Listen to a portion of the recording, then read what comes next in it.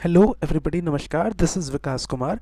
Welcome to our channel the ethical bureaucrat. हम लोग reading comprehension series start किए थे, जहां पे हमने डिसाइड करा था कि वी विल सॉल्व 2020 से 2024 के रीडिंग कॉम्प्रिहेंशन क्वेश्चंस, राइट। हमने लास्ट वीडियो में 2023 के 27 क्वेश्चंस रीडिंग कॉम्प्रिहेंशन के टोटल 27 क्वेश्चंस को सॉल्व करा था, right. In this video we are going to solve 2022 में जो 27 क्वेश्चंस पूछा गया है रीडिंग कॉम्प्रिहेंशन में। इसमें हमारा अप्रोच क्या होता है? हमारा अप्रोच ये होता है कि हर एक क्वेश्चन का जो भी ऑप्शन है ए बी सी डी, अब मान लीजिए कि ये सही है तो ये क्यों सही है, एंड ये अगर ऑफिशियल आंसर की के हिसाब से गलत है तो ये क्यों गलत है।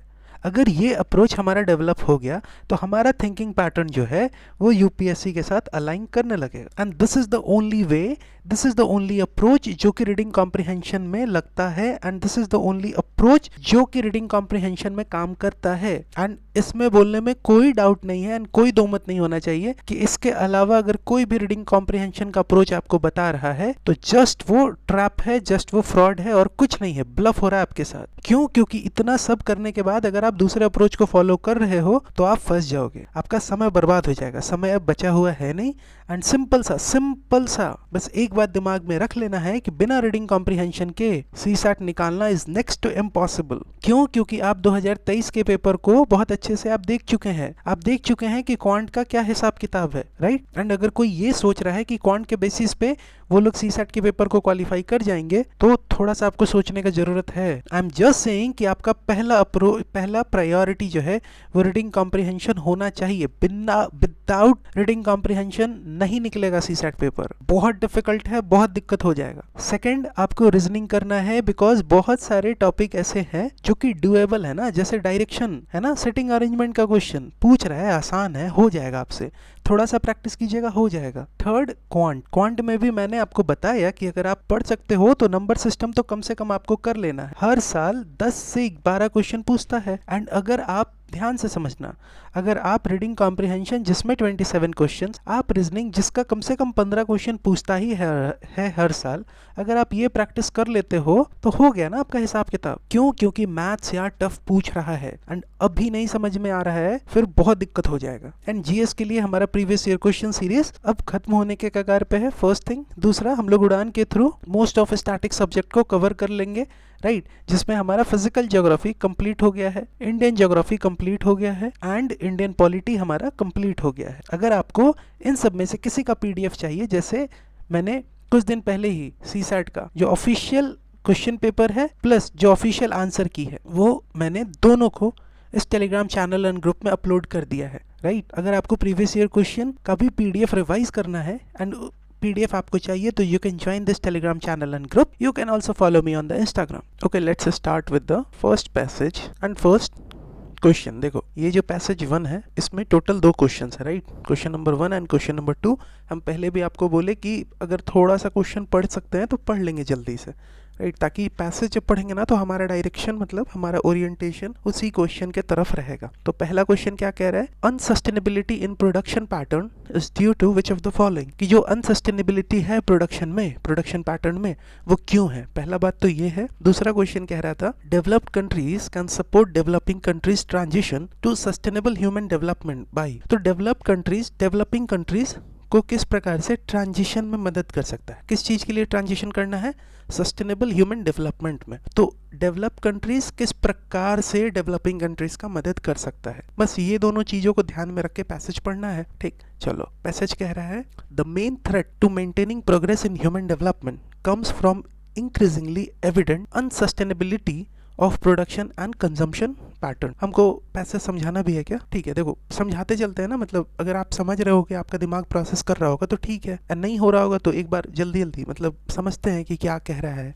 क्या कह रहा है ये बात कि जो मेन थ्रेट है, जो बिगेस्ट चैलेंज है ह्यूमन प्रोग्रेस को लेके, वो क्या है? तो the way we produce and consume resources is not sustainable, it can not last for ever, it is unsustainable, right. Current production model rely heavily on fossil fuel, जो आज का प्रोडक्शन मॉडल है, ठीक है, बहुत ज्यादा फॉसिल फ्यूल पे rely करता है। We now know that this is unsustainable because resources are finite. The close link between economic growth and greenhouse gas emission need to be severed for human development to become truly sustainable. मतलब right now more economic growth is equal to more pollution, है ना, and to make development sustainable, ये connection को हमको तोड़ना पड़ेगा, right. The close link between economic growth and green house gas emission needs to be severed. हमको इसको तोड़ना पड़ेगा for human development to be truly sustainable. Some developed countries have begun to alleviate the worst effect by expanding recycling and investing in public infrastructure and transport, right. So ये भी सही है कि rich countries are trying to reduce the pollution by recycling more and improving public transport and infrastructure,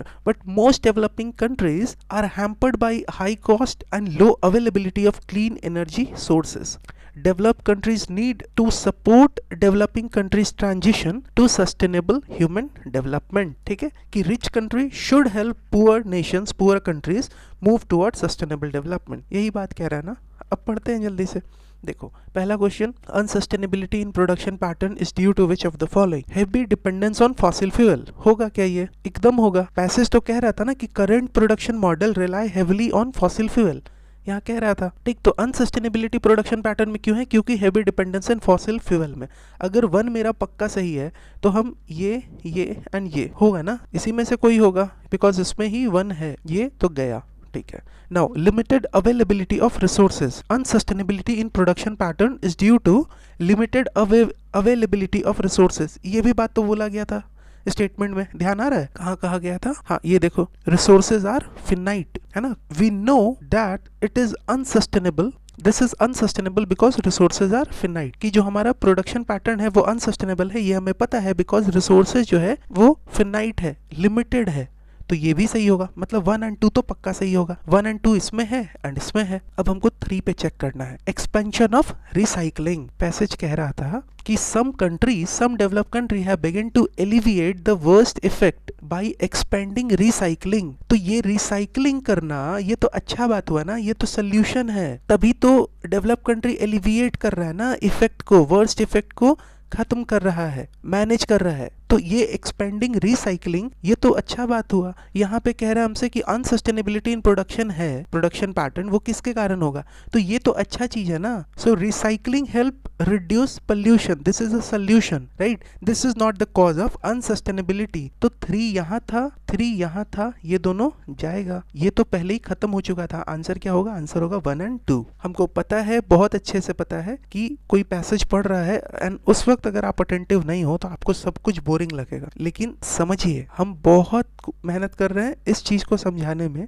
कि आपको ये बात समझ में आए कि अगर कोई स्टेटमेंट सही है पैसेज के हिसाब से तो वो क्यों सही है, एंड अगर कोई स्टेटमेंट गलत है तो क्यों गलत है. बहुत बच्चों को लगेगा या बहुत एस्पिरेंट को कि ये भी स्टेटमेंट तो लिखा हुआ था यहाँ पे देखो, लेकिन थोड़ा तो मतलब दिमाग खोल के पढ़ना होगा ना, है ना, कि ये तो सोल्यूशन है ना. सम डेवलप्ड कंट्रीज इसको यूज कर रहे हैं टू एलिविएट वर्स्ट इफेक्ट. कैसे? By expanding recycling. एंड जब भी आप रिसाइकल करते हो तो उससे क्या हो रहा है? कहीं ना कहीं पोल्यूशन कम हो रहा है. So this is a solution, this is not a cause, this is not a problem. ठीक, चलो क्वेश्चन नंबर 2 जल्दी से देखते हैं. एंड समझिए, 1-2 क्वेश्चन आपको भी मेरे बताने के अंदाज में एडजस्ट करने में थोड़ा सा समय लगेगा. तो 1-2 क्वेश्चन एडजस्ट कीजिए, फिर आपका भी मतलब फ्लो बन जाएगा. क्या कह रहा है? Consider the following statement. Developed countries can support developing countries transition to sustainable development by. कैसे कर सकता है develop countries? Making clean energy sources available at low cost. This is correct. Passage कह रहा था ना मोस्ट डेवलपिंग, एक second, कहाँ कह रहा था? Most developing countries are hampered by high cost and low availability of clean energy sources. तो बहुत सारे जो डेवलपिंग कंट्रीज हैं उनको परेशानी क्यों हो गया? क्योंकि हाई कॉस्ट है, क्योंकि क्लीन एनर्जी जो है वो लो अवेलेबल है, लो अवेलेबिलिटी है उसका. तो हमसे पूछ रहा है कि डेवलप कंट्री किस प्रकार से डेवलपिंग कंट्री का मदद कर सकता है. तो इस प्रकार से मदद कर सकता है कि क्लीन एनर्जी को लो कॉस्ट कर दिया जाए अवेलेबल. तो पहला तो ठीक है, पहला होगा पक्का, राइट. तो पहला. दूसरा, providing loans for improving their public transport at nominal interest rate. ये होगा क्या? ये भी होगा. क्यों होगा आप बताओ? ध्यान से समझिएगा. स्टेटमेंट क्या कह रहा था? स्टेटमेंट तो ये कह रहा था ना कि डेवलपिंग कंट्रीज को इस चीज से प्रॉब्लम हो रहा है क्योंकि बहुत ज्यादा महंगा है, अफोर्डेबल नहीं है. तो डेवलप कंट्री ये काम कर सकता है. ठीक. दूसरा बोल रहा है कि providing loan for improving their public transport at at nominal interest rate. तो डेवलप कंट्री का ये काम कर सकता है, एकदम कर सकता है। क्यों कर सकता है? क्योंकि यहाँ लिखा हुआ है कि some developed countries have begun to alleviate the worst effect by expanding recycling and investing in public infrastructure, public transport, है ना, public transport and infrastructure. So this statement shows investment in public transport is a valid way to help developing countries, right? So second statement भी सही होगा. What about third statement? Encouraging them to change their production and consumption pattern. कहीं भी आपको ऐसा करके लगा क्या कि डेवलप कंट्री को, डेवलपिंग कंट्रीज के production pattern and consumption pattern को चेंज करने के लिए इनकरेज करना जरूरी है। पैसेज जो है वो फाइनेंशियल एडवाइस का बात कर रहा है, राइट? पैसेज कह रहा है कि develop countries need to support developing country का ट्रांजिशन फॉर सस्टेनेबल डेवलपमेंट। ऐसा कुछ पैसेज कह रहा था ना। सपोर्ट का मतलब फोर्स करना नहीं होता है, सपोर्ट का मतलब इनकरेज करना नहीं होता है। Passage focuses on financial help. आप direct production pattern and consumption pattern को आप चेंज कर रहे हो, तो थर्ड गलत होगा, राइट? एंड थर्ड जब गलत होगा तो आपका आंसर, फाइनल आंसर क्या होगा? आंसर होगा बी 1 एंड 2। अब जब एग्जाम हुआ तो most of the coaching institute and most of the aspirant ने आंसर ये टिक किया था कि डेवलपिंग कंट्री इनकरेज कर सकता है, डेवलप कंट्री इनकरेज कर सकता है डेवलपिंग कंट्री को to change their production and consumption pattern. लेकिन यूपीएससी ने ये आंसर दिया। अब बार बार हम यही आपको कहना चाह रहे हैं कि बात को समझना कि ओवरऑल पैसेज किस सेंस में बात कर रहा है। पैसेज कहीं ना कहीं फाइनेंशियल एडवाइस का बात कर रहा है। अगर अभी आपको ये भी लग रहा होगा कि ठीक है, ये शायद हम मतलब विकास ये जबरदस्ती का आपके ऊपर थोप रहे हैं, हो सकता है कि सी भी होना चाहिए, सॉरी थर्ड स्टेटमेंट भी होना चाहिए, तो आपको ये बात समझना पड़ेगा ना कि हम पहले भी बता चुके हैं कि हमारा पर्पस ऐसा है कि यूपीएससी का जो आंसर है उसके हिसाब से हमें अपना माइंडसेट डेवलप करना है। इसलिए नहीं कि आपको ये आंसर लग रहा है तो यही आंसर होगा। आप देखिए ज्यादा कंट्री को दिक्कत क्यों हो रहा है? Most developing countries are hampered by high cost and low availability of clean energy sources. Cost ज्यादा हो जा रहा है क्लीन एनर्जी सोर्स का, लो अवेलेबिलिटी है, राइट? तो उनको पैसा का प्रॉब्लम है ना। यहाँ भी लिख रहा है, क्या लिख रहा है यहाँ पे देखिए, the close link between economic growth and greenhouse gas emission need to be severed for human development to be truly sustainable। तो यहाँ पे भी दिखा रहा है कि economic growth and green house gas के बीच का जो रिलेशन उसको खत्म करना है। इसका मतलब है कि इकोनॉमिक ग्रोथ को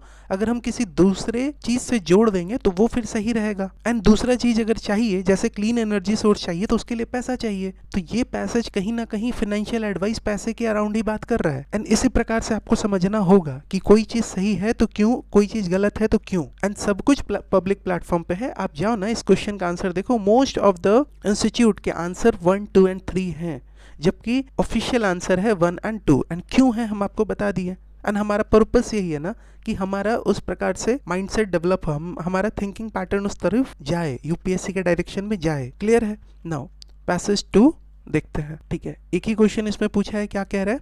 according to the passage given above, deforestation and denudation will ultimately lead to which of the following? So कहीं ना कहीं डिफॉरेस्टेशन एंड डेन्यूडेशन का कॉन्सिक्वेंस क्या होगा, यही पूछ रहा है मेरे से। चलो जल्दी से पैसेज पढ़ लेते हैं, एक सेकेंड। क्या कह रहा है? Unless the forces and tendencies which are responsible for destroying the country's environment are checked in the near future and afforestation of denuded area is taken up on a massive scale, the harness of climate conditions and soil erosion by wind and water will increase to such an extent that agriculture, which is the mainstay of our people, will gradually become impossible। क्या कह रहा है कि if environmental destruction, जैसे कि deforestation अगर उसको control नहीं किया गया, if reforestation does not happen, climate condition और खराब होगा, सॉइल इरोजन और बढ़ेगा, एंड फार्मिंग जो है, अल्टीमेटली फार्मिंग जो है वो बहुत ज्यादा डिफिकल्ट हो जाएगा due to soil loss, due to lack of water. The desert countries of the world and our own desert area in Rajasthan are a grim reminder of consequences of large scale deforestation. That Rajasthan's desert is an example of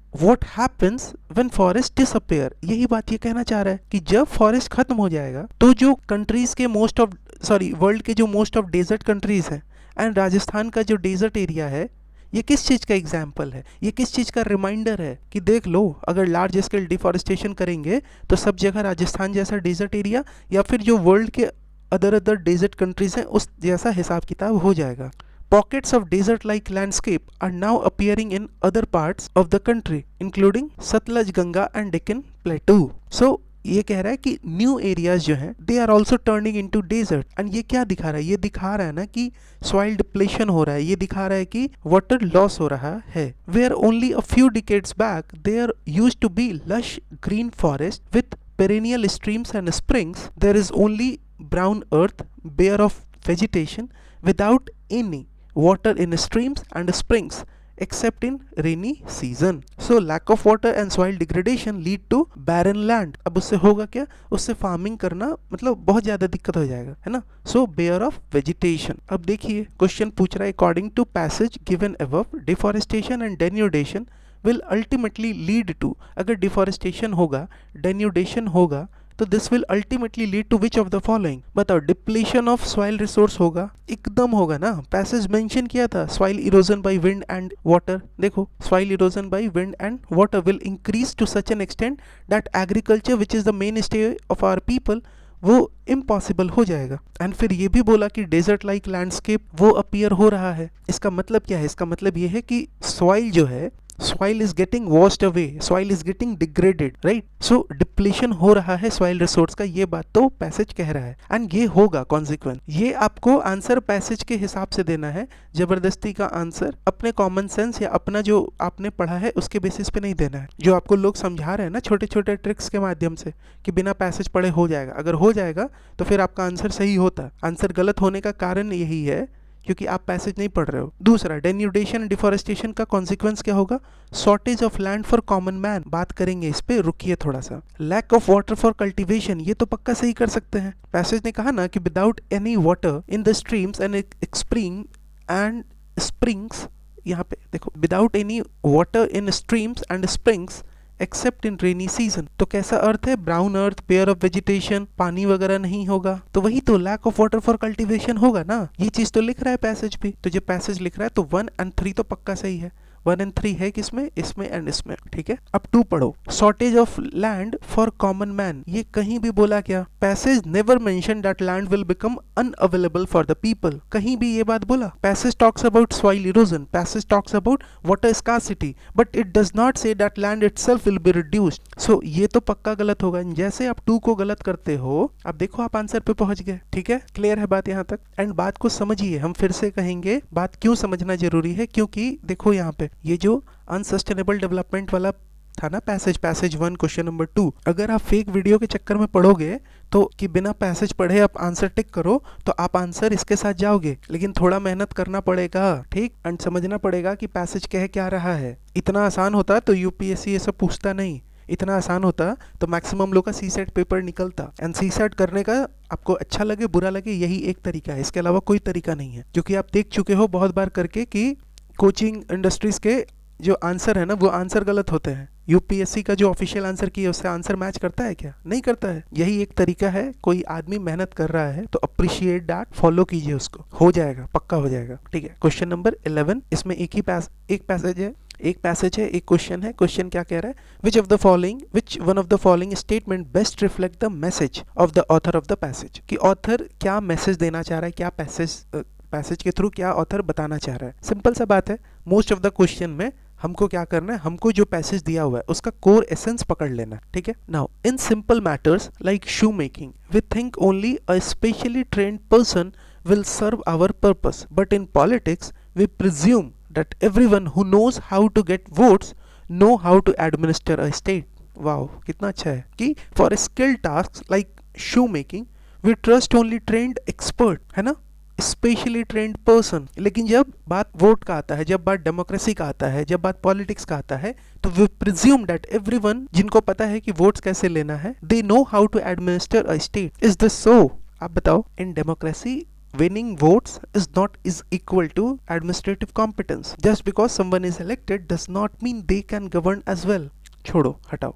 When we are ill, we call for a trained physician whose degree is a guarantee of a specific preparation and technical competence. We do not ask for the handsomest physician or the most eloquent one. Well then, when the whole state is ill, should we not look for the service and guidance of the wisest and the best? है कि नहीं? कि for health issues we trust qualified doctors and not just famous or attractive people. And when the entire country faces problem, तो उस case में क्या होना चाहिए? Only most capable and not just popular politician should lead. यही होना चाहिए ना? ठीक है, तो इस पैसेज से ऑथर आपसे क्या कहना चाह रहा है, क्या मैसेज देना चाह रहा है, यही हमसे पूछा है। पहला देखिए, we assume that in democracy any politician is qualified to administer a state. We assume that in a democracy any politician is qualified to administer a state. ये होगा क्या? पैसेज इसी चीज को तो क्रिटिसाइज कर रहा है, इसी अजम्पशन को तो क्रिटिसाइज कर रहा है पैसेज। मतलब क्या है? This is the problem, right? This is not the message. And अगर आपको डाउट लग रहा है तो रुक जाते हैं। ये जो अजम्पशन है कि डेमोक्रेसी में कोई भी पॉलिटिशियन क्वालिफाइड है टू एडमिनिस्टर अ स्टेट, इस चीज से ही तो मतलब ऑथर को प्रॉब्लम है, तो ये मेन मैसेज कैसे हो सकता है? लेकिन रुक जाते हैं, ठीक? अभी तक हमको पैसे से रिलेटेड लग रहा है तो रुक जाते हैं। दूसरा देखो, politicians should be selected from those trained in administration. देखो, पैसेज ये कह रहा था कि लीडर जो होंगे वो कैसे होने चाहिए? वाइसेस्ट होने चाहिए, बेस्ट होने चाहिए, है ना? कहा ना पैसेज ने, but does not say they must be formally trained in administration, है ना? यहाँ लिख रहा है कि एडमिनिस्ट्रेशन में वो ट्रेंड होने चाहिए। नहीं यार, ये कैसे हो सकता है? सी एंड डी, सी पढ़ते, we need to devise a method of barring incompetence from public office. ये थोड़ा सा सही तो लग रहा है। क्यों? क्योंकि पैसेज ही आर्ग्यू कर रहा है ना कि getting votes is not just enough, leader competent भी होना चाहिए। तो इनकॉम्पिटेंस को बार करना है, रोकना है। And so this implies that we should prevent incompetent leaders from holding public office, है ना? अगर आप मतलब पैसेज पढ़े एंड आप जब समझ पा रहे हो तो आपको मिला जुला के बात तो यही कह रहा है ना ऑथर, कि जब सब कुछ है, जब हमको शू बनाना है तब हमको ट्रेंड एक्सपर्ट चाहिए, जब हम बीमार पड़ रहे हैं तो हमको हैंडसमेस्ट फिजिशियन नहीं चाहिए, हमको ऐसा चाहिए जो कि टेक्निकली साउंड हो, है ना, जिसने पढ़ाई किया हो, राइट? तो फिर क्या, स्टेट जब बीमार है तो उसके लिए हमको ऐसे लोग नहीं चाहिए? चाहिए ना। तो इसका मतलब क्या है कि जो इनकॉम्पिटेंट लोग हैं उनको हमको रोकना पड़ेगा। यही बात तो पैसेज कह रहा है। लेकिन डी भी पढ़िए, as voters select their administrator the eligibility of politician to administer state can not be question. यही चीज को तो पैसेज क्वेश्चन कर रहा है ना? The passage questions this very idea, right? It says people assume politicians are competent just because they win votes. तो ये तो गलत हो जाएगा ना। हमसे पूछ रहा है मैसेज क्या है। तो अब आप एक बात बताओ, चलो हम सब हटा देते हैं, हम लोग इसको एक रोके हुए थे आंसर के लिए, एंड सी को। चलो आप अब एक बात बताओ, आपको ए एंड सी के साथ जाना होगा, आप किसके साथ जाओगे? We assume that in democracy any politician is qualified to administer a state, right? ये चीज को तो ही पैसेज क्रिटिसाइज कर रहा है, ठीक है? चलो, मतलब ये एक तरीके का प्रॉब्लम है, ठीक है? आप कोई चीज आपको डायरेक्टली इनडायरेक्टली बोला जा रहा है इस पैसेज के थ्रू, तो पैसेज क्या कहना चाह रहा है? आप बताओ। क्या सी नहीं कह रहा है कि हमें एक ऐसा मेथड निकालना होगा जिससे कि हम इनकॉम्पिटेंस को बार करेंगे फ्रॉम पब्लिक ऑफिस? तो आंसर क्या होगा, आप बताओ? आंसर होगा सी, ठीक है? Now the next passage, that is passage 2। यहाँ हमें क्वेश्चन नंबर 12, 13, 14, 3 क्वेश्चन इसमें दिया हुआ है इस पैसेज के लिए, 12, 13 एंड 14, ठीक है? 14 क्वेश्चन क्या कह रहा है? What does author mean by poverty of a life? Poverty of life से ऑथर क्या कहना चाह रहा है, ठीक है? मतलब कुछ तो पोवर्टी के बारे में बात होगा। Why is income poverty only one measure of counting the poor? Income poverty ही सिर्फ एक मेजर क्यों है अगर पुअर को काउंट करना है, ठीक? यहाँ भी पुअर का या पोवर्टी का बात हो गया। एंड दूसरा 12th क्वेश्चन नंबर कह रहा है कि why is the methodology adopted in India to count poor, वो डिबेटेबल क्यों है? तो जो पुअर को काउंट करने के लिए जो मेथोडोलॉजी है which has been adopted in India, वो डिबेटेबल क्यों है, ये बताना है। चलो जल्दी से पढ़ते हैं। सबसे पहले क्या कह रहा है? The poverty line is quite unsatisfactory when it comes to grasping the extent of poverty in India, right? That is, the way the poverty is measured in India is not accurate. It is not only because of its extremely narrow definition of who is poor and the debatable methodology which is used to count the poor, but also because of a more fundamental assumption underlying it, कि definition of poverty जो है ना वो बहुत narrow है, and the method used to count the poor वो भी questionable है, right? Now it exclusively relies on the notion of poverty as insufficient income or insufficient purchasing power, कि जो मेथोडोलॉजी यूज किया गया है, जो डेफिनेशन यूज किया गया है, वो पोवर्टी का मतलब क्या आइडिया ले रहा है? सिर्फ insufficient income या insufficient purchasing power. One can better categorize it by calling income poverty. तो जो इंडिया में पोवर्टी या पुअर का बात हो रहा है वो सिर्फ ये डेफिनेशन या ये चीज को कंसिडर कर रहा है। पोवर्टी का मतलब सिर्फ ये चीज वो समझ रहा है, राइट। लेकिन आप इसको तो अगर कहना है तो सिर्फ इनकम पोवर्टी कह दो ना, right. If poverty is ultimately about deprivation affecting human wellbeing then income poverty is only one aspect of it, right. तो current method consider only income level कि पब्लिक कितना अर्न कर रहे हैं, कितना स्पेंड कर रहे हैं, एंड सो सिर्फ इनकम लेवल को कंसिडर किया जा रहा है to define the poverty, and this method should be called income poverty ना, क्योंकि वो तो सिर्फ पैसे का बात कर रहा है। आया बात समझ में पैसेज क्या कह रहा है। And poverty is more than just income issues, right. It includes other hardship. So poverty of life in our view lies not merely in impoverished state in which the person actually lives, but also in the lack of real opportunity given by social constraint as well as personal circumstances to choose other types of living. आया बात समझ में। So poverty is not just about money, right, but also about lack of opportunities due to social, due to personal issues. And ये सब हम अपने मन से नहीं कह रहे हैं, जो लिखा हुआ है हम बस चाह रहे हैं कि एक आपके दिमाग में ना सेंस बने। आप जब पैसेज पढ़ो तो तुरंत आपके दिमाग में एक पिक्चर बनता जाए कि क्या कह रहा है, राइट। तो अभी तक बस यहाँ तक भी अगर हम लोग पढ़े तो हमको ये समझ में आ गया कि जो पॉवर्टी का डेफिनेशन वो सही नहीं है, जो मेथडोलॉजी यूज किया जा रहा है वो सही नहीं है। क्यों? क्योंकि सिर्फ यहाँ इनकम के बेसिस पे बात हो रहा है, अदर एस्पेक्ट को कंसिडर नहीं किया जा रहा है। अभी तक तो ठीक है यहाँ तक। Now when the relevance of low income, even the relevance of low income and meager positions and other aspects of what are standardly seen as economic poverty relate ultimately to their role in curtailing capabilities, that is their role in severely restricting the choices people have to lead variable and valued life. तो इतना बात क्या कहना चाह रहा है कि economic poverty matters. क्यों मैटर करता है economic poverty? Because it limit people's choices in life, है ना, severely restricting the choices of people. Clear है?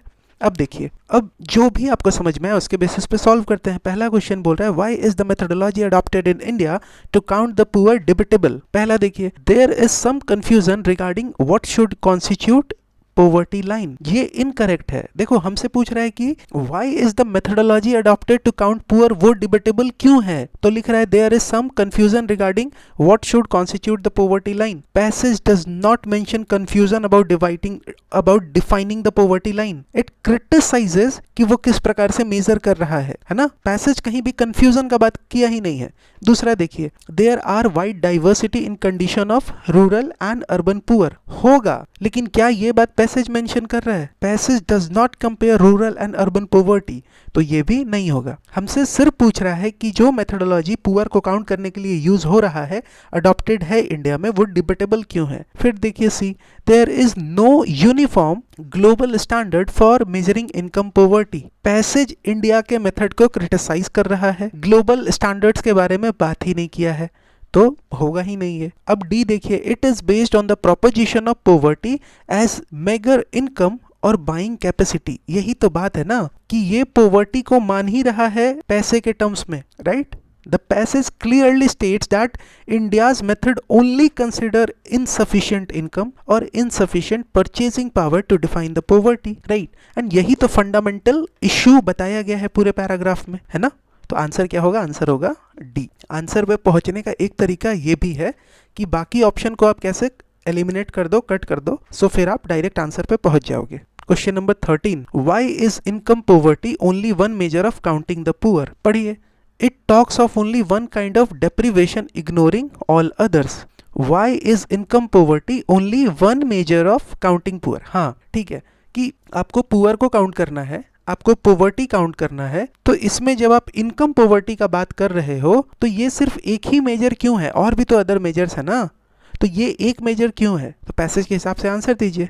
तो इनकम पॉवर्टी सिर्फ एक ही मेजर है, और भी अदर मेजर्स होंगे। सो क्यों है? Because it only talks of only one kind of deprivation ignoring the other, and ये सही है। Passage states that poverty is more than just income issues. It includes lack of opportunity. It includes other hardships. पढ़ा ना हमने, तो इसका मतलब यही हुआ ना कि income poverty is just one way to measure poverty and not the only one. समझ में आया? तो आंसर ये होगा। लेकिन दूसरा ऑप्शन भी देखते हैं। other deprivation in human life have nothing to do with lack of purchasing power. ऐसा है. Passage does not say all other deprivation are unrelated to money. It says income poverty is just one part of bigger problem. है ना? तो ये तो होगा नहीं. C पढ़िए. Income poverty is not a permanent condition. It changes from time to time. Passage क्या income poverty permanent है, temporary है, ये सब कुछ बात किया? नहीं किया. डी पढ़िए. Income poverty restrict human choice only at a point of time. The passage suggests income poverty has long term effects on people choices and not just at a single moment. तो ये भी क्या होगा? गलत होगा. है ना? देखिए यहाँ पे ये जो था लास्ट में मैंने बताया कि even the relevance of low income, meager position and other aspects of what are standardly seen as economic poverty relate ultimately to their role in curtailing the capabilities, restricting the choices. हमसे सिर्फ यही पूछा ना, हमसे सिर्फ यही पूछा कि why is income poverty only one measure of counting poverty, कि जो poverty को measure करने का या पुअर्स को काउंट करने का जो तरीका है उसमें इनकम पॉवर्टी सिर्फ एक ही तरीका है. मतलब इनकम पॉवर्टी बहुत सारे तरीकों में सिर्फ एक ही तरीका है. तो क्यों है वो ये बात बता रहा है, वो ये चीज पूछ रहा है. Why is income poverty only one measure? समझ में आया? ये पैसेज ये नहीं कह रहा है कि why is income poverty only measure of counting the poverty. समझ में आया कि बहुत सारे मेजर में इनकम पॉवर्टी सिर्फ एक मेजर क्यों है, एंड वो इसलिए है because it talks of only one kind of deprivation ignoring all others. ठीक है. नाउ 14 नंबर देख लीजिए. What does author mean by poverty of life? Poverty of life पढ़ा था हमने कहीं? पॉवर्टी ऑफ लाइफ पढ़ते हैं जल्दी से, ऑप्शन फिर देखेंगे. All deprivation in human life which stem not only from lack of income but lack of real opportunity. सही लग रहा है ना? ये इसी का तो बात कर रहा था ना पैसेज. ठीक है, लेकिन दूसरा पैसेज भी, दूसरा स्टेटमेंट भी पढ़ते हैं. impoverished state of poor people in rural and urban areas.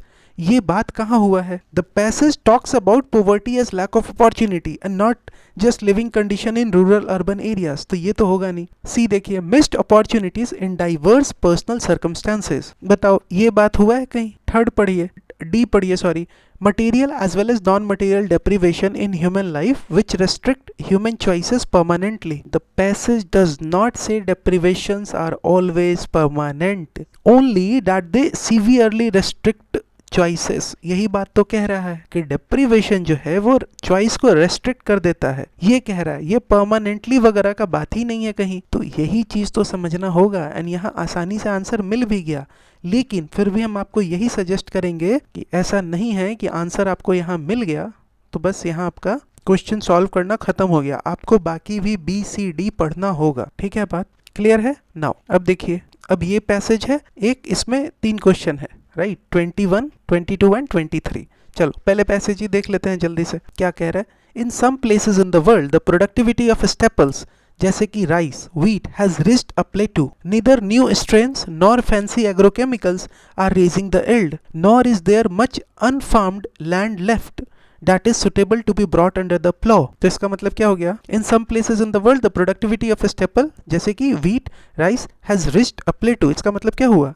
इसका मतलब ये हुआ कि the yield, the amount produced of the crops जैसे कि wheat, जैसे कि rice is no longer increasing in some region, in some places has reached a plateau. मतलब अब बढ़ नहीं रहा है प्रोडक्शन. इवन न्यू स्ट्रेन्स मतलब new crop varieties, new fertilizers, chemical fertilizers, वो भी प्रोडक्शन बढ़ाने में मदद नहीं कर रहे हैं. And there is very little new land available for the farming. If global temperature continues to rise, some places will become unsuitable for farming. Application of technology can help overcome these problems. Agricultural technology is changing fast. Much of these change is brought about by affluent farmer in West Americas, right? West/Americas. Technique developed in West are being adapted in some places to make tropical crops more productive. Technology is of little use if it is not adapted. तो क्या कह रहा है? ये global temperature and सबका ये सब का बात हो रहा था, राइट? सो कह रहा है यही ना कि जो क्लाइमेट चेंज है it could make farming difficult in some areas. And ये जो टेक्नोलॉजी है, application of technology, new agricultural technology could could have solved these issues. Farming technique वो भी बहुत ज़्यादा मतलब इम्प्रूव हो रहा है, बहुत रैपिडली इम्प्रूव हो रहा है. Most of the new farming technologies are being developed by affluent farmer in the western countries. In Americas western farming methods are being modified for use in tropical countries and technology must be adjusted to the local condition to be useful. नहीं तो फिर technology का काम क्या है? Technology is of little use if it is not adapted. Right, यहां तक ठीक है. Now, in the developing world, that applies as much to existing farming techniques as it does to the latest advance in genetic modification, extending to smallholders and subsistence farmers of Africa and Asia. The best of today's agricultural practices in such simple matters as how much fertilizers to apply and when would lead to greatly increased availability of food for humanity. So, would things like better roads, storage facility to allow for carriage of surpluses to market and reduce waste. क्या कहना चाह रहा है कि developing countries need to improve both traditional farming and new techniques like genetic modification. And if poor farmer in Africa, and Asia learn better farming techniques, तो food production increase होगा, नहीं होगा? Better roads, storage facilities will help farmer transport and store crops, reducing wastage. यही बात तो कह रहा है. अब देखते हैं एक एक करके क्वेश्चन क्या है. Based on the above passage, the following assumption have been made. Assumption हम आपको बताए थे ना. Based on the above passage, the following assumption have been made. हम assumption का मतलब आपको बताए थे. क्या बताए थे? अपना नाम लेके हम आपको पिछले 2023 वाले क्वेश्चंस में हम आपको बताए थे assumption का मतलब क्या होता है. कि विकास एक इगोइस्टिक घमंडी लड़का है. राइट, ये ऑथर मान लिया.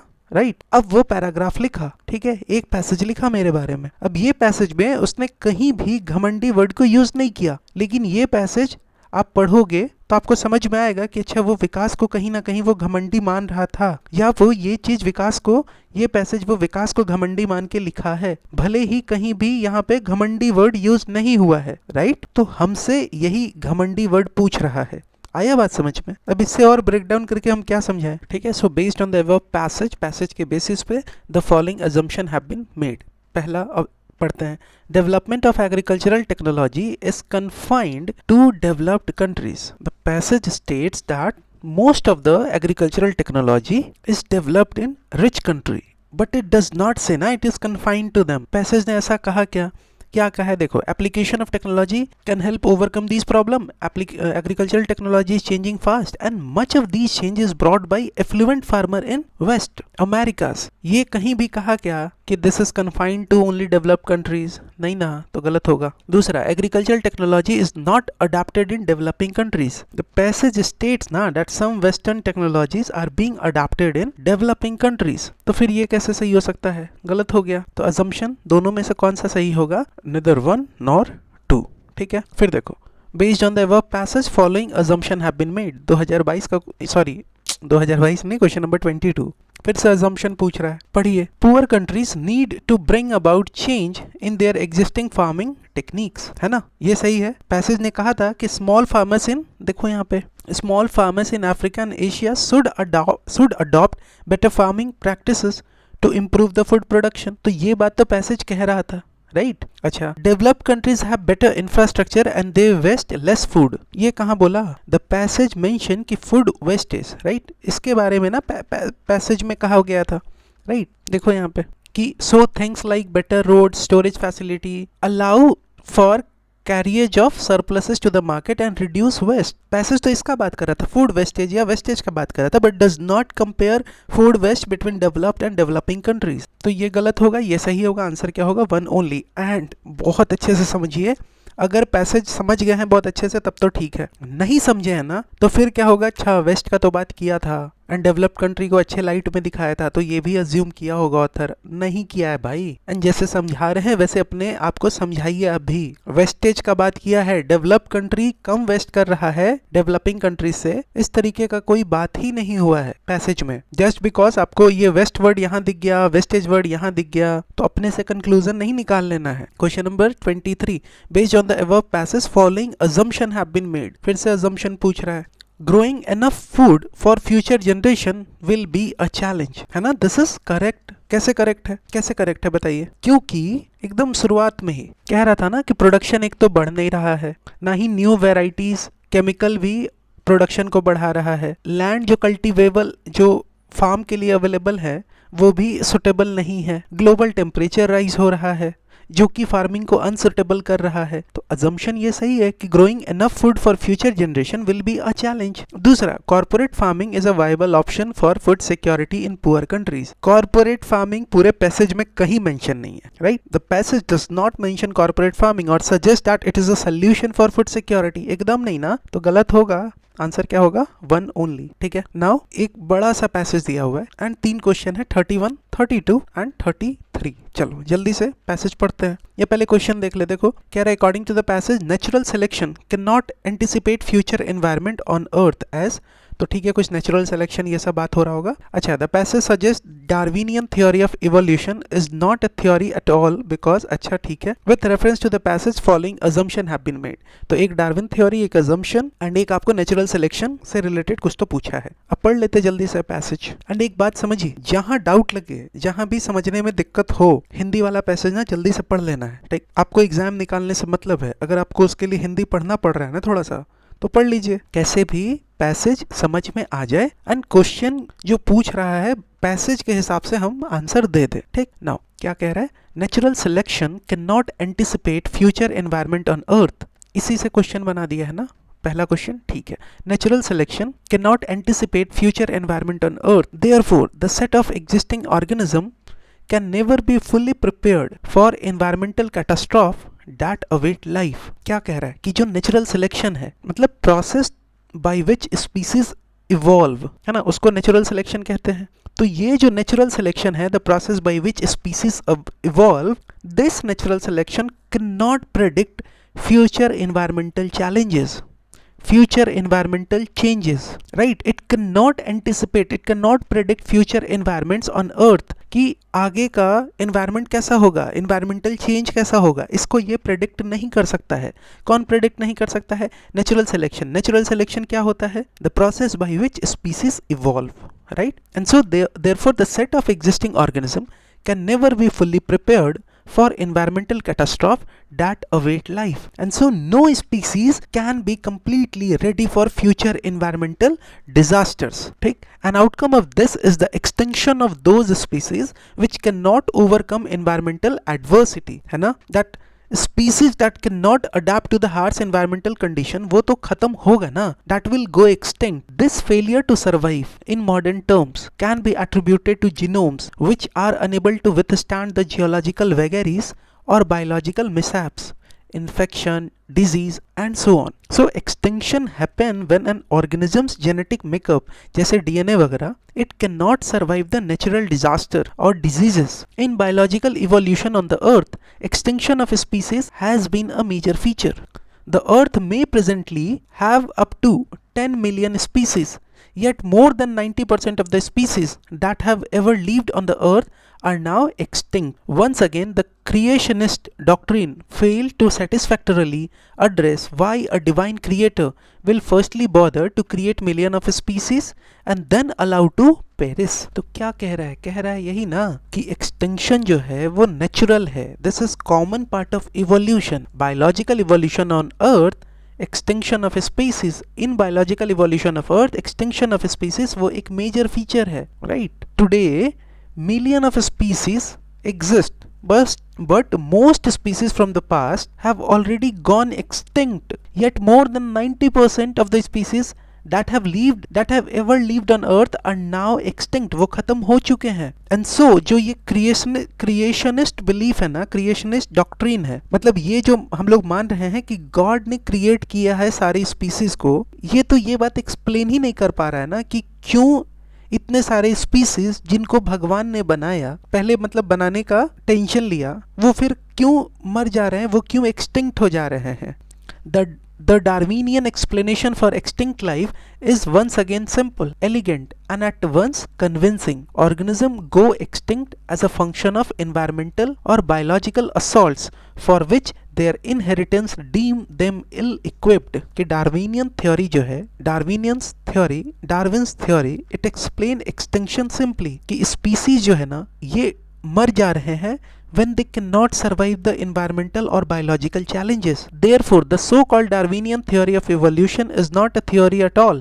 Evolution happens, this is a fact। The mechanism of evolution, Darwin proposed natural selection। So, natural selection या फिर the mechanism of evolution is amply supported by scientific data। Indeed, to date, no single geological,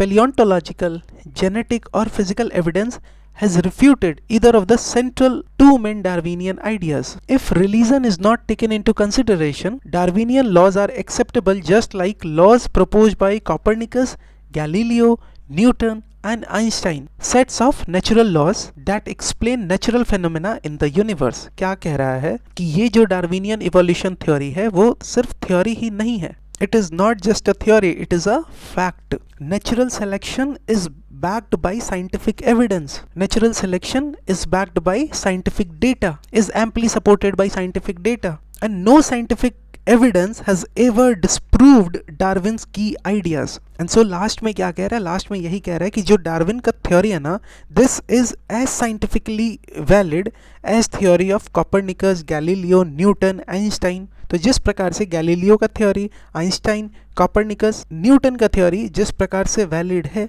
उसी प्रकार से जो Darwin का theory है ना वो भी साइंटिफिकली वैलिड है। टफ है हम जान रहे हैं, लेकिन this is the reality, right. यही क्वेश्चन पूछ रहा है। अब आप टेस्ट सीरीज पढ़ के या टेस्ट सीरीज का क्वेश्चन सॉल्व करके आप अगर ये समझ रहे हो कि आपका आंसर सही हो जाएगा एग्जाम में, तो नहीं होगा। और हर पैसेज टफ नहीं पूछेगा। एंड अभी जो समय है, तरीका सिर्फ एक ही है कि प्रीवियस ईयर क्वेश्चन या तो खुद से पढ़ लीजिए या हम पढ़ रहे हैं तो सुनिए, समझिए, हम समझाने का प्रयास कर रहे हैं। अरे सेम पैसेज रिपीट नहीं होगा, हम जान रहे हैं बहुत अच्छे से, लेकिन आपको ये तो समझ में आ जाएगा ना कि हर पैसेज को पढ़ना कैसे है। आपको ये तो समझ में आ जाएगा ना कि क्वेश्चन को सॉल्व कैसे करना है, यूपीएससी किस डायरेक्शन में सॉल्व कर रहा है। नहीं तो सिंपल सा है, जो भी फर्स्ट अटेम्प्टर है ना, जिनका भी पहला अटेम्प्ट है या जिनका अभी तक थर्ड है, फोर्थ अटेम्प्ट है एंड सीसेट के कारण उनका गड़बड़ हुआ है, राइट। आई रिक्वेस्ट देम या आई सजेस्ट देम कि एक काम करो, एक कोई टेस्ट सीरीज का क्वेश्चन उठाओ एंड वो दूसरे किसी टीचर से सॉल्व करवा लीजिए। देखिए वो अलग आंसर देते हैं या नहीं देते हैं। I am talking about RC. Answer अलग देंगे ही देंगे, क्योंकि आरसी का सिर्फ एक ही तरीका ही है, ऑफिशियल आंसर की के साथ प्रैक्टिस करना, और कोई नहीं। अगर तरीका सही होता, अगर दूसरा तरीका होता, तो हर यूपीएससी कोचिंग इंडस्ट्री, हर यूपीएससी कोचिंग इंस्टीट्यूट सही आंसर पब्लिश करता। सीसैट का आंसर कोई भी नहीं, आप जिसका नाम लेना है आप ले लीजिए, कोई भी इंस्टीट्यूट सही आंसर पब्लिश नहीं करता है। अरे 90% भी सही आंसर पब्लिश नहीं करता है आरसी का, 100% तो दूर का बात है। 27 क्वेश्चंस में 20 क्वेश्चंस का भी आंसर सही से पब्लिश नहीं करता है। कोई भी इंस्टीट्यूट उठा लीजिए, तो जो तरीका बता रहे हैं वही है। एंड ये पैसेज हम कोई अपने से उठा के लाए नहीं है, एंड तरीका सिर्फ यही है। अगर चाह रहे हैं आपका भला हो तो बैठिए, देखिए, जिस प्रकार से समझा रहे हैं समझिए। एंड पढ़ने का तरीका यही है कि जब भी आप पढ़ रहे हो चीज़ों को, तो आपके दिमाग में पिक्चर बनता रहे कि अच्छा ये बात हुआ, फिर ये बात हुआ, फिर ये बात हुआ, फिर ये बात हुआ, तब जाके आपके लिए भी थोड़ा आसानी होगा। हम पढ़ रहे हैं, उसके बाद यही पैसेज आप सॉल्व कीजिए, आंसर मत रखिए, आप टिक करिए, एंड उसके बाद पूरा जब पैसेज आप सॉल्व कर ले रहे हो तब आप मिलाओ, आपका ऑफिशियल आंसर से फिर से सही हो रहा है, गलत हो रहा है। आप कारण जो गलत कर रहे हो वो क्या सही मतलब कारण है, क्या आपका जो कारण है वो मेरे कारण से मिल रहा है। हो सकता है आपका अच्छा कारण हो, लेकिन फाइनली तो हमें यूपीएससी के हिसाब से ही आंसर देखना है, ठीक। तो जो पढ़ते जा रहे हैं, पढ़ाई ऐसा करना है कि जो पार्ट पढ़ते जा रहे हैं उसका एक पिक्चर इमेज बनाते जाना है दिमाग में। अभी समय है, नहीं तो अभी जितने एस्पिरेंट से बात हो रहा है टेलीग्राम कॉल के थ्रू, मैक्सिमम को प्रॉब्लम इसी में है। चलो जल्दी से एक बार मतलब देखते हैं कि क्या क्या पढ़ा हमने पढ़ा था कि natural selection can not predict the future environmental changes, right. यही बात कह रहा था ये कि it can not anticipate the future environment on earth, and so no species can be completely ready for the future environmental disasters। समझिए, an outcome of this is extinction of those species which cannot overcome environmental adversities। species that cannot adapt to the harsh environmental condition, वो तो extinct हो जाएगा, right। extinction happen when organisms genetic makeup, that is DNA, it cannot survive natural disasters or diseases। ये क्या कह रहा है, ये तो यही कह रहा है ना कि extinction happen when an organisms genetic makeup can not survive natural disaster, and extinction जो है वो क्या है, तो वो नेचुरल है, कॉमन पार्ट ऑफ इवोल्यूशन है. So in biological evolution of earth extinction of species वो तो मेजर फीचर है. Today million of species exist but most from the past about 90% वो तो एक्सटेंट हो चुके हैं. अब यहाँ क्या कह रहा है कि ये जो क्रिएशनिस्ट डॉक्ट्रिन है, जो मानते हैं कि गॉड ने सारी स्पीसीज को क्रिएट किया है, इट डज नॉट एक्सप्लेन कि why so many species go extinct. And जो डार्विनियन एक्सप्लेनेशन है, डार्विनियन थ्योरी है, डार्विन्स थ्योरी है, इट एक्सप्लेन एक्सटिंक्शन सिंपली. ये क्या कह रहा है, ये कह रहा है कि स्पीसीज जो हैं वो मर रहे हैं कब, when they can not survive environmental और biological challenges, extinct as a function of environmental or biological assaults, for their inheritance deem them ill-equipped, and so. ये जो डार्विनियन थ्योरी है, this is not a theory at all. Evolution happened and this is a fact. And ये जो natural selection है, mechanism of evolution, that is natural selection, this is supported by scientific data, scientific evidence, and no scientific evidence has ever disproved Darwin's की idea. And so lastly क्या कह रहा है, lastly यही ना कह रहा है कि डार्विन का थ्योरी जो है वो उतना ही साइंटिफिकली वैलिड है जितना कि गैलीलियो, न्यूटन, कोपरनिकस, आइंस्टाइन का थ्योरी है. राइट.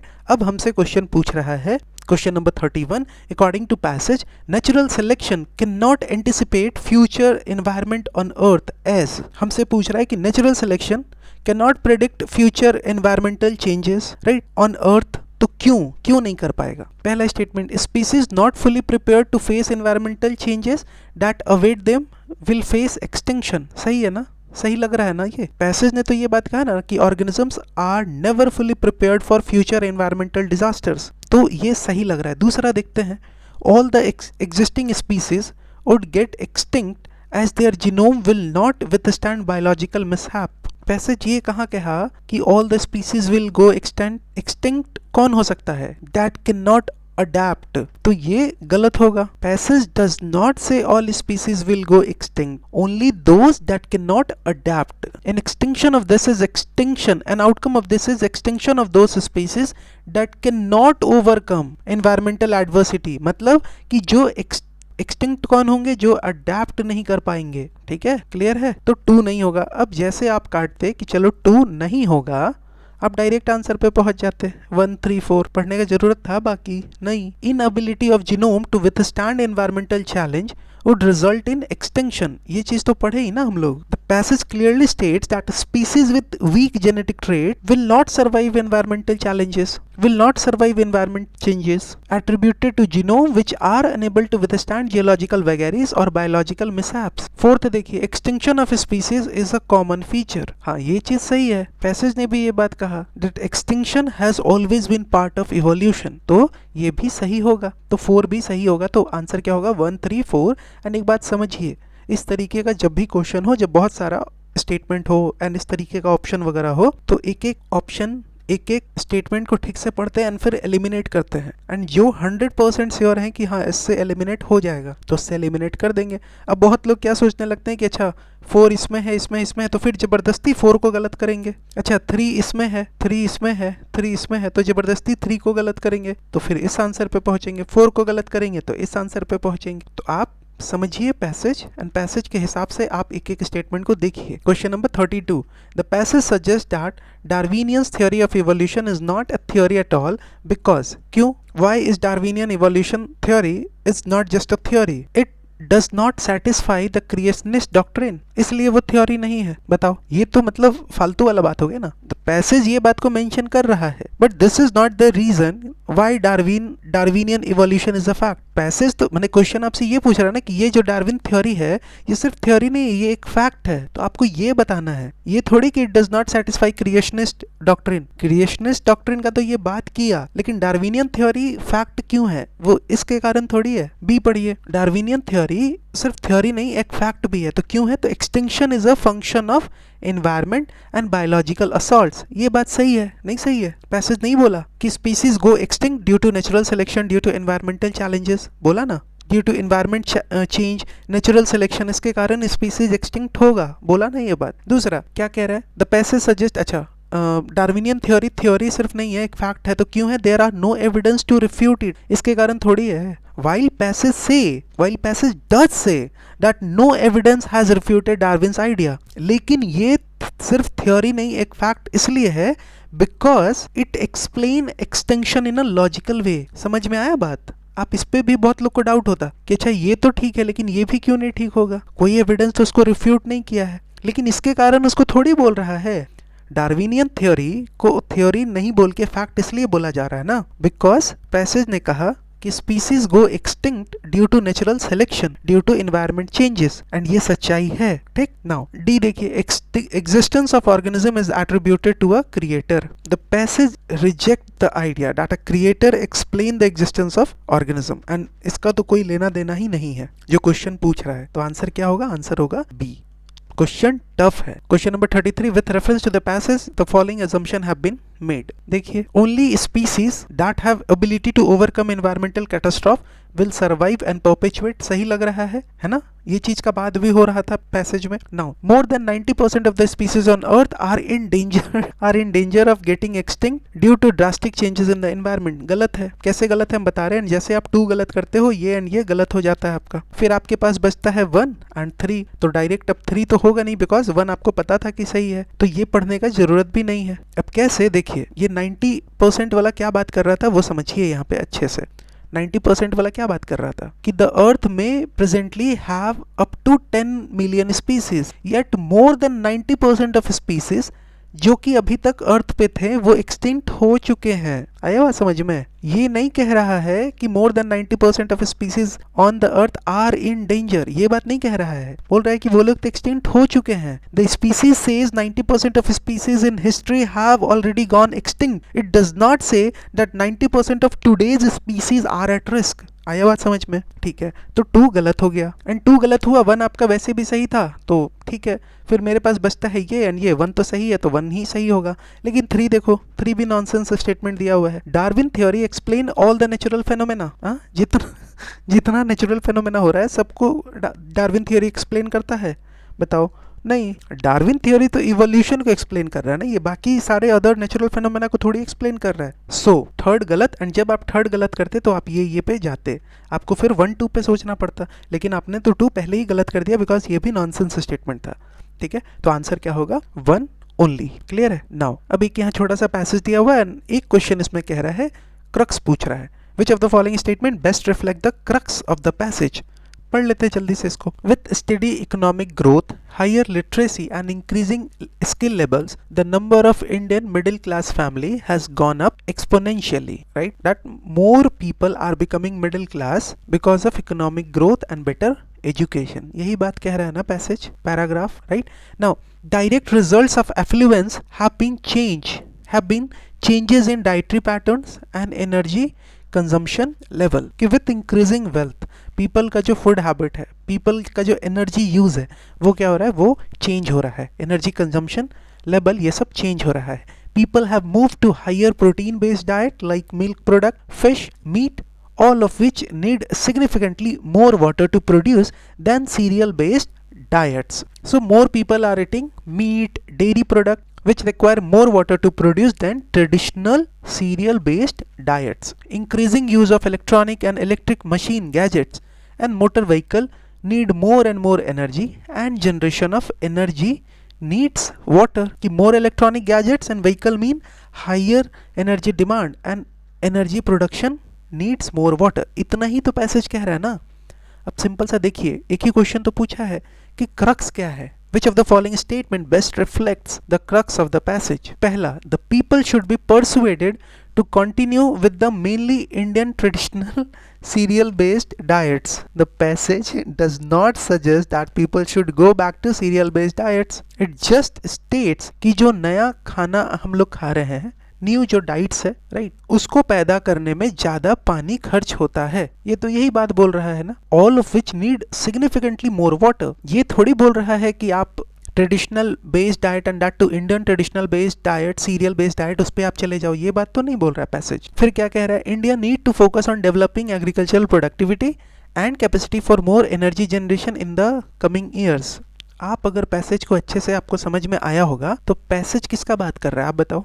पैसेज प्रोडक्टिविटी का बात नहीं कर रहा है, पैसेज वाटर यूज का बात कर रहा है ना। पैसेज डिस्कस कर रहा है कि हाँ एनर्जी डिमांड बढ़ गया है, फूड डिमांड बढ़ गया है, क्यों? बिकॉज इकोनॉमिक ग्रोथ है, लिटरेसी बढ़ गया है, मिडिल क्लास का नंबर बढ़ चुका है, एंड जब लोग वेल्दी हो रहे हैं तो डाइटरी पैटर्न बदल चुका है, एनर्जी कंजम्पशन बढ़ चुका है, एंड इन सब चीज़ों में पानी खर्च हो रहा है। वाटर यूज के बारे में पैसेज बात करता है, प्रोडक्टिविटी के बारे में पैसेज बात नहीं करता है, नहीं कर रहा है। तो ये होगा क्या? नहीं। Modern technological developments result in change of cultural and social behaviour of people. Passage किसका बात कर रहा है आप बताओ। Passage diet consumption, energy consumption इसका बात कर रहा है, कल्चरल बिहेवियर का तो बात ही नहीं कर रहा है ना कहीं, कल्चरल सोशल बिहेवियर का नहीं होगा। Water management practice in India needs to change dramatically in the coming years, this is what passage talks about, right. The main issue in the passage is increased water demand due to changing food and energy consumption. इसका मतलब बस यही है कि better water management is necessary, and वो यहाँ पे लिखा हुआ है। ठीक है, क्लियर है बात। चलो नाउ नेक्स्ट पैसेज, इसमें एक क्वेश्चन, अच्छा दो क्वेश्चन है इसमें, 41 एंड 42 देखते हैं जल्दी से। For 2 or 3 generations past, every increasing number of individuals have been living as workers merely and not as human beings. An excessive amount of labor is ruled today in every circle of society, with the result that man's spiritual element cannot thrive. क्या कहना चाह रहे हैं, क्या कहना चाह रहा है यहाँ से आप बताइए। बस यही कह रहा है कि people are focusing only on work and not on personal growth or deeper aspects of life, and too much work is common in all classes, in every circle of society. So too much work is common in all social classes, but this harms people inner growth, people spiritual well-being, and so man's spiritual element cannot thrive. यही तो कह रहा है ना। He finds it very difficult to spend his little leisure in serious activities. He does not want to think, or he cannot even if he wants to. He seeks not self-improvement but entertainment, which would enable him to be mentally idle and to forget his usual activities. क्या कहना चाह रहा है? यही तो कह रहा है ना कि अगर उसके पास समय है, even in free time, people struggle to engage in meaningful activities. People avoid deep thinking, either because they don't want to or because they are too exhausted. And instead of improving themselves, people किसको prefer दे रहा है, किसको preference दे रहा है? तो entertainment, to escape from work, which would enable him to mentally idle and to forget his usual activities. And therefore the so-called culture of our age is dependent more on cinema than on theater, more on newspaper, magazines, crime stories than on serious literature. And so more modern culture is more focused on light entertainment जैसे cinema, magazine, rather than serious intellectual activities जैसे कि theater, जैसे कि literature. यही तो कह रहा है, right? कितना क्वेश्चन है इसमें? ठीक है, 2 क्वेश्चन। अब कह रहा है हमसे the passage is based on the idea that, तो अगर हमको पैसेज का मेन आइडिया समझ में आ जाए तो काम बन जाएगा, एकदम बन जाएगा।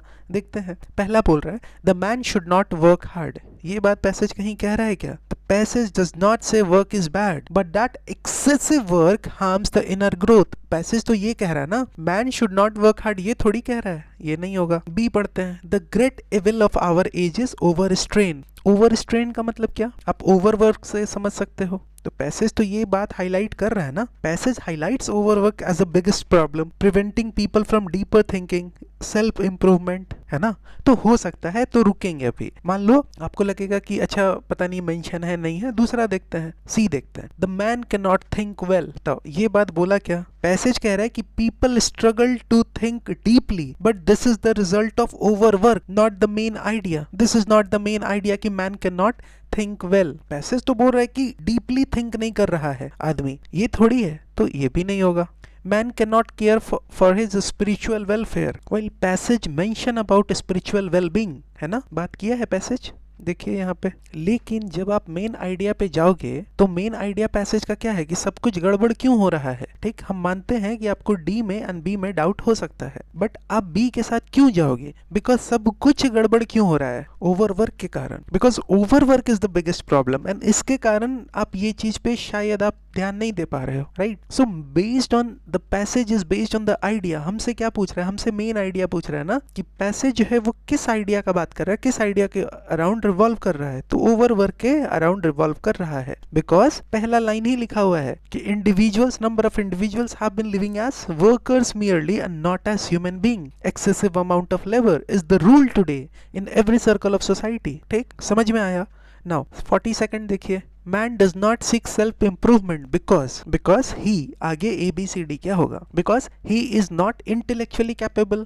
ये तो गलत हो गया। पैसेज ये थोड़ी कह रहा है कि people lack in intelligence. people सिर्फ क्या डीपर थिंकिंग नहीं कर रहे हैं, सीरियस थिंकिंग अवॉइड कर रहे हैं people, ये बात पैसेज कह रहा है। ये नहीं कह रहा है कि they are not intellectually capable। तो पहला तो गलत हो गया। man does not seek self improvement because he has no time to do so, ये भी गलत हो गया। Passage does not say people have zero time, उनके पास समय नहीं है, ऐसा थोड़ी पैसेज कह रहा है। वो लोग क्या प्रेफर कर रहे हैं? वो लोग एंटरटेनमेंट प्रेफर कर रहे हैं ओवर सेल्फ इंप्रूवमेंट, है ना? ये पैसेज थोड़ी बोल रहा है कि उनके पास समय नहीं है। Man does not seek self improvement because he is distracted by materialism, ये बात थोड़ी है। The passage focuses on overwork, mental exhaustion, materialism पे बात नहीं कर रहा है। अब डी पढ़िए, man does not seek self improvement because he loves amusement and is mentally idle। यही चीज तो पैसेज बार बार बोल रहा है ना, कि वो एंटरटेनमेंट की तरफ जा रहा है, वो एंटरटेनमेंट को प्रेफर कर रहा है, वो सीरियस थिंकिंग अवॉइड कर रहा है। एंड ये तो डायरेक्ट आपको पैसेज से उठा लिया है। तो आंसर क्या होगा? आंसर होगा D.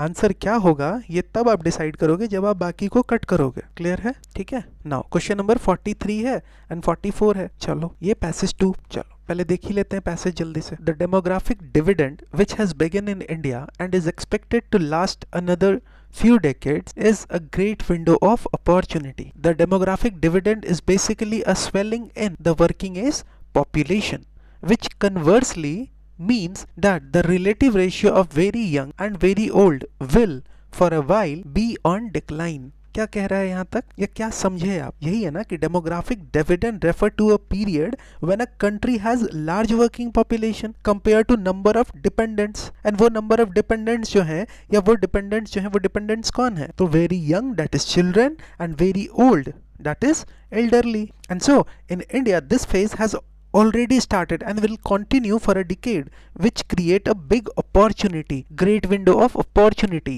for growth. More working people means fewer dependent for certain period. यही बात हुआ ना? Swelling in working age population, which conversely mean कि relative ratio very young and very old का कुछ समय के लिए कम हो जाएगा। And so from the experience of Ireland and China we know that this can be a source of energy and an engine of economic growth. कौन सा? demographic dividend का बात हो रहा है।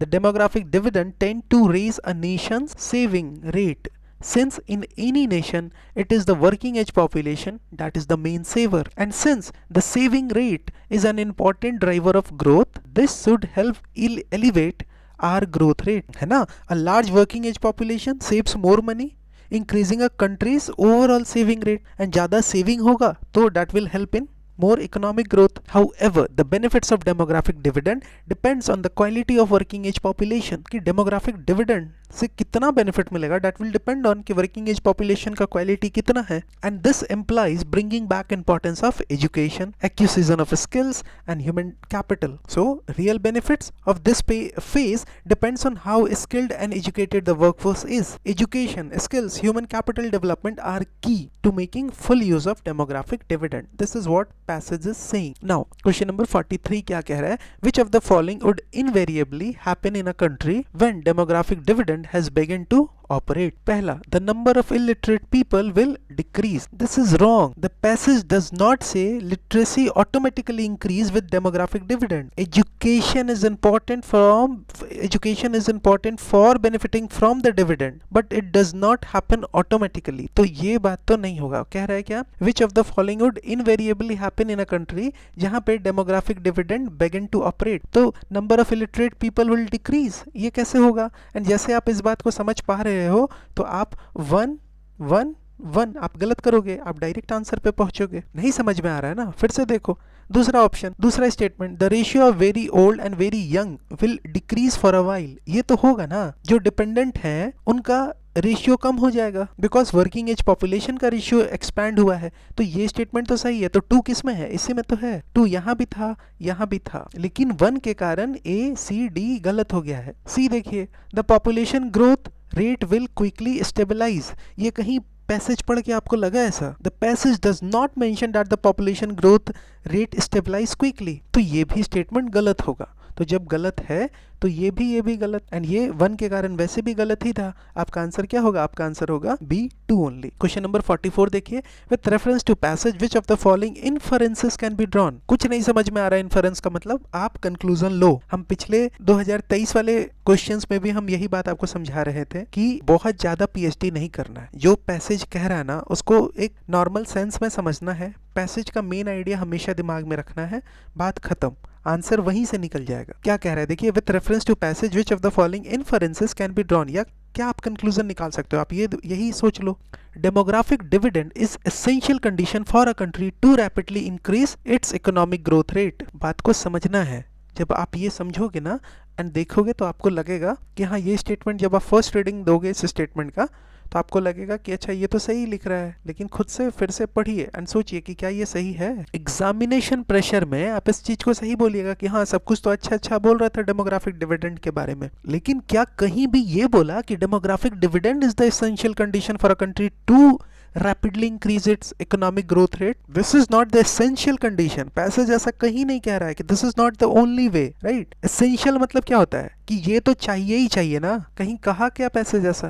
नहीं कहा, लेकिन एग्जामिनेशन प्रेशर इतना होता है कि हमें लगता है कि हाँ सब कुछ सही है तो ये भी सही होगा। बात समझिए, इसलिए तो अभी प्रैक्टिस कर रहे हैं ना, इसीलिए तो अभी यूपीएससी का माइंडसेट समझने का प्रयास कर रहे हैं ना, कि ताकि जब क्वेश्चन हम लोग सॉल्व करें तो हम लोग को ये बात समझ में आए कि नहीं देखो वहां पे गलत हुआ था इस तरीके का स्टेटमेंट, तो यहाँ गलत होगा। So demographic dividend is important for a country to rapidly increase its economic growth. Yeah, it help in economic growth, but it does not say, the passage does not say that it is an essential condition, and country can grow even without demographic dividend through technology, through policies, through investments, right? So this is wrong. दूसरा, promotion of higher education is an essential condition for a country for its rapid economic growth. आप बताओ, जैसे आप इसको गलत किए तो ये भी गलत हो जाएगा ना। अरे ये अगर होगा हायर एजुकेशन तो फायदा मिल सकता है, ठीक। अगर मेंस में आंसर पूछा तो आप ये सब लिखोगे, राइट? लेकिन हम कह रहे कि हमको तो पैसेज के बेसिस पे आंसर करना है ना यहाँ पे, with reference to the passage। तो आंसर क्या होगा? आंसर होगा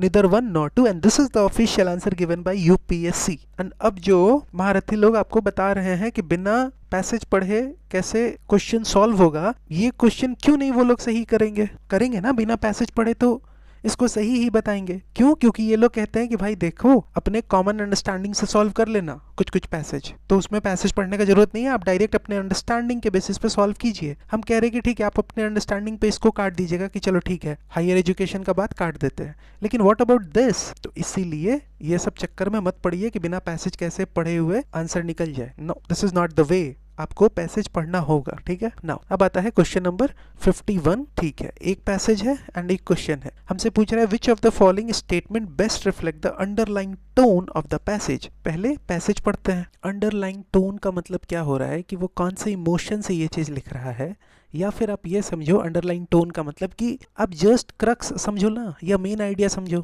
क्वेश्चन उसी से सॉल्व हो जाए। देख लेते हैं कैसे। देखिए सबसे पहले पैसेज पढ़ते हैं। In an economic organization allowing mankind to benefit by the productivity of machines should lead to a very good life of leisure, and much leisure is apt to be tedious except to those who have intelligent activities and interest. क्या कह रहा है? कह तो यही रहा है ना कि मशीन क्या करता है, machine increases productivity which should give people more free time, मतलब ज्यादा से ज्यादा उसको लेजर मिलना चाहिए। Too much free time can become boring unless people have intellectual activities, hobbies, interest, right? If a lizard population is to be happy, it must be an educated population and must be educated with a view to enjoyment as well as to the direct usefulness of technical knowledge। क्या कह रहा है कि for people to enjoy their leisure they need to be educated, right? If leisured population is to be happy it must be educated population. यही तो कह रहा है ना कि अगर लोगों को अपना लीजर को एंजॉय करना है, खाली समय को एंजॉय करना है, they need to be educated and must be educated with a view to enjoyment as well as to direct usefulness of technical knowledge. So education should not only focus on technical skills but also help people enjoy life, right? अब देखिए कह रहा है which of the following statement best reflect the underlying tone of the passage. Only an educated population can best make use of benefits of economic progress. क्या ये बात कह रहा है? कह तो यही रहा है। कैसे कह रहा है? पैसेज कह रहा है ना, passage strongly emphasize that education help people enjoy leisure which is a benefit of economic progress. So only educated people can best make use of benefits of economic progress. Doubt है ना, दूसरे को cut करते हैं फिर इस answer पे पहुंचेंगे। देखिए क्या कह रहा है यहाँ पे, all economic development should be aimed at creation of leisure. ऐसा बात कहीं पैसेज कह रहा है क्या? The passage mention leisure but does not say that all economic development should be focused on leisure. ये तो कहीं नहीं रहा है। Economic development has many goal, right, beyond just creating leisure. ठीक है, तो गलत हो गया।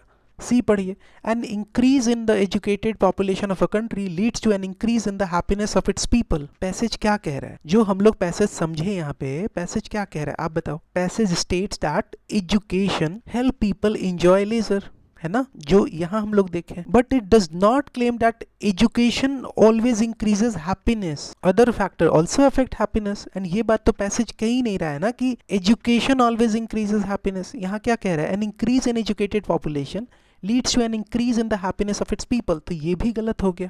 डी ऑप्शन देखिए, use of machine should be encouraged in order to create large leisured population. देखो पैसेज तो ये बात एकदम शुरू में ही कह दिया कि machine can create laser but it does not say that encouraging machine should be the goal. Main point क्या है? पैसेज का मेन पॉइंट है how people use their leisure. Main point उसको क्रिएट करना नहीं था पैसेज में, तो ये भी नहीं होगा। एंड जब बी सी डी नहीं होगा तो बचेगा क्या? बचेगा D. And so only an educated population can best make use the benefits of economic progress. क्यों? बिकॉज पैसेज स्ट्रांगली ये बात कह रहा था कि एजुकेशन से पीपल एंजॉय करेगा लेजर को, एंड बिना एजुकेशन के people can not fully use और enjoy the advantage of machine, advantage of productivity. ठीक है, तो आंसर क्या होगा? आंसर होगा 51 का ए।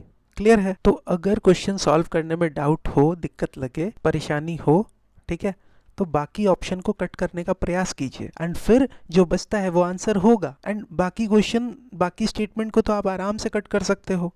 थोड़ा सा अगर सोचिएगा, विचारिएगा कि क्या पैसेज बात कर रहा है, क्या ये सब उसी डायरेक्शन में है या कुछ अलग बात कर रहा है ये सब। अगर अलग बात कर रहा है तो पक्का कटेगा, राइट? तो फिर जो बचता है उस पर थोड़ा सा समय दीजिए। हो सकता है कि आपने जो पैसेज समझा, उस बात को आपने जो पैसेज समझा है, हो सकता है उसके हिसाब से ये ना लगे, लेकिन जब आप बाकी को कट करते हो तब तो जो बच रहा है उसको आप थोड़ा सा मतलब उस पर समय दे सकते हो ना। समझ में आ रहा है हम क्या कह रहे हैं? अब अगर किसी को डाउट होगा ए एंड डी में, तो थोड़ा सा समझिएगा कि पैसेज क्या बात कर रहा है। ज्यादा से ज्यादा लीजर समय हो उसका बात कर रहा है या उसको यूज किस प्रकार से किया जा रहा है उसका बात हो रहा है? तो ऑब्वियसली इसका बात हो रहा है। एंड सो आंसर क्या होगा? हमारा आंसर होगा ए। ठीक है, नाउ अब इस पैसेज से दो क्वेश्चन है, question number 51 and question number 53, 52 and 53। तो पहले पैसेज देख लेते हैं जल्दी से। क्या कह रहा है? If present bring less thrill now, if presents bring less thrill now that we are grown up, perhaps it is because we have too much already, or perhaps it is because we have lost the fullness of joy of giving and with it the fullness of joy of receiving. क्या कह रहा है ये बात? ये यही ना कह रहा है कि adults do not feel as excited about gifts, possibly because they already have many things. और another reason ये भी हो सकता है that adult have forgotten how to fully enjoy both giving and receiving the gifts, presents. यही कह रहा है। Now children fears are poignant, their miseries are acute, but they do not look forward nor too far backward. The children may have strong emotion, but they focus on present instead of worrying about past or future. Their joys are clear and complete because they have not yet learned always to add but to every proposition. Children जो है वो तो enjoy things fully, right? While adult tend to overthink and find reason to not enjoy things.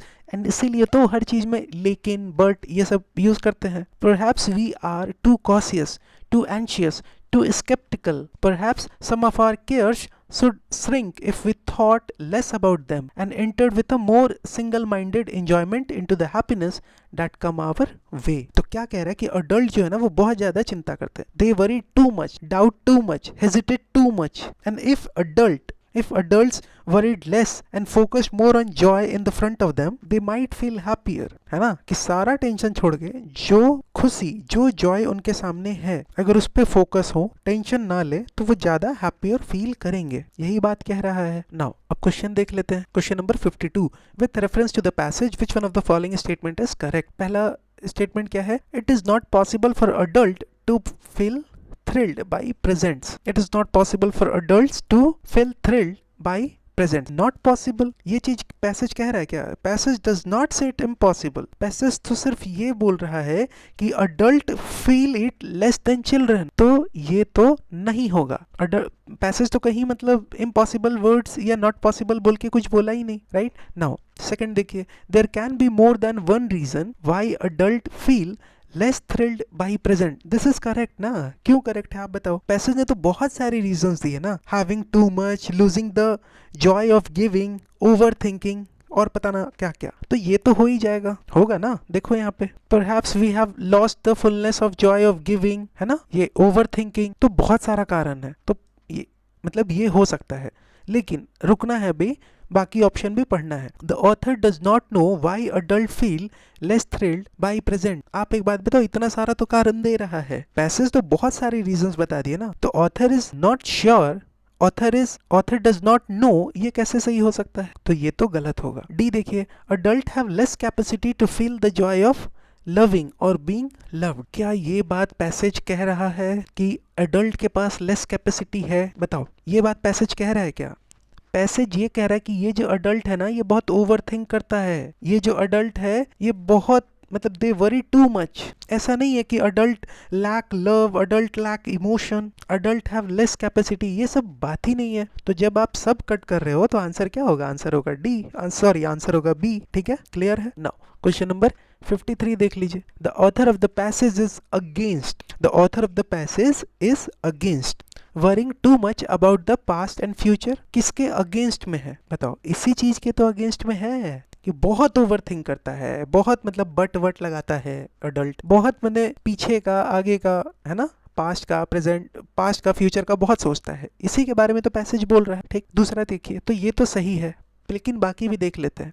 The author of the passage is against being in the habit of thinking about presents. Passage कहीं भी thinking about presents, thinking about gift को criticize नहीं कर रहा है. It only explain why they are less exciting. And this is not something जिसके against में है author. The author of the passage is against not being thrilled by new things. इसके against में है, बताओ. The passage does not say it's bad to feel less thrilled. वो उसके against में थोड़ी है. ये तो सिर्फ ये एक्सप्लेन कर रहा है ना कि जो लेस थ्रिल हो रहे हैं न्यू प्रेजेंट से, वो क्यों हो रहे हैं, ये बात कर रहा है. तो ये भी नहीं होगा. The author of the passage is against giving और रिसीविंग जॉय ओनली पार्शियली. ये सब कहाँ मतलब बात हुआ है? The passage mention joy but does not criticise how people give और रिसीव इट. सिंपल सा बात था. ऑथर ऑफ द पैसेज किसके अगेंस्ट में है? तो वो इस बात के अगेंस्ट में है कि जो अडल्ट है they worry too much about the past and the future. हो गया आंसर. ठीक है. Now next passage question number 61 है एंड 62 है. देख लेते हैं जल्दी से क्या कह रहे हैं. The majority of people who fail to accumulate money sufficient for their needs are generally easily influenced by the opinions of others. They permit the newspaper and the gossiping neighbors to do their thinking for them. इसका मतलब क्या है? इतना ही से मतलब एक image बनाते. क्या कह रहा है? कह रहा है ये कि most people who struggle to earn enough money for their needs are easily swayed by what others say. right? This is what the statement is saying. Instead of making their own decision, they rely on newspaper and gossiping neighbors to think for them. Opinions are the cheapest commodities on earth. Everyone has a flock of opinions ready to be wished upon by anyone who will accept them. So क्या कह रहा है कि opinions are everywhere and are not valuable. People are always ready to give their opinion to anyone willing to listen, to anyone who will to accept them, who will accept them. If you are influenced by opinion when you reach decisions, you will not succeed in any undertaking. So if you let others opinion control your decision, तो फिर आप succeed कहाँ से करोगे? So you will not succeed in anything. This is what the passage is saying. अब दो question पूछा है. पहला क्वेश्चन क्या कह रहा है? पहला क्वेश्चन कह रहा है which one of the following is implied by the passage? पहला, most of the people do not accumulate money for their need. ये बात कहना चाह रहा है, आप बताओ. पैसेज ये कह रहा है क्या? The passage does not say most people fail, but that those who fail to do so because they listen to others. Passage ये कह रहा है, ये थोड़ी कह रहा है पैसेज. दूसरा पढ़िए, most of the people never fail to accumulate money for their needs. Passage तो ये भी बात नहीं कर रहा है. Passage does not claim that most people succeed, most people never fail. मतलब most people succeed कर रहे हैं, passage तो ये भी बात नहीं कर रहा है. Passage क्या कह रहा है? See, there are people who fail to accumulate money for their needs. हाँ, पैसेज ये बात तो कर रहा है. Passage states that some people fail to earn enough money and one reason is that they are influenced by others' opinion. यही बात तो पैसेज कह रहा है ना. एंड डी पढ़िए, there is no need to accumulate money. तो ये तो मतलब बकवासी बात है. ये पैसेज कहाँ कह रहा है? तो ये गलत होगा. आंसर होगा 61 का सी. सी क्यों होगा? एक तो डायरेक्ट यही पैसेज कह रहा है एंड सी इसलिए भी होगा बिकॉज ए बी डी तो पक्का नहीं होगा. अब देखिए दूसरा, what is the main idea of the passage? पहला देखिए, people should not be influenced by opinion of others. यही तो कुछ पैसेज कहना चाह रहा है ना. people should accumulate as much money as they can. ये पैसेज कह रहा है आपसे. मेन आइडिया पैसेज का ये है. बताओ. the passage does not say accumulating money should be the main goal. it focuses on avoiding unnecessary influence from others. तो ये तो बात ही नहीं कर रहा है. सी देखिए, the people should neither give nor accept the opinion. Passage तो सिर्फ पैसेज मतलब ये सब बात कर रहा है. Passage does not discourage giving opinion. It warns against being overly influenced by them. कि आप अत्यधिक इन्फ्लुएंस्ड मत हो जाओ दूसरे के ओपिनियन से. पैसेज तो ये बात कर रहा है ना.